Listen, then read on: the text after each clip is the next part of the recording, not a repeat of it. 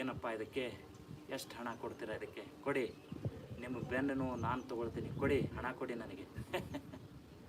ಯಾಕೆ ಬೇಕ್ರಯ್ಯ? ಆ ನೋವು, ಈ ನೋವು, ಆ ಪೇನು, ಈ pain, no way.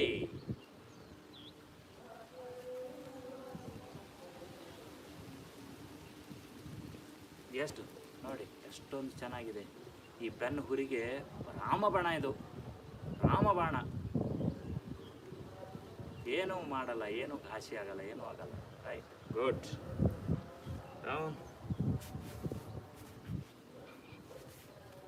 Let's do.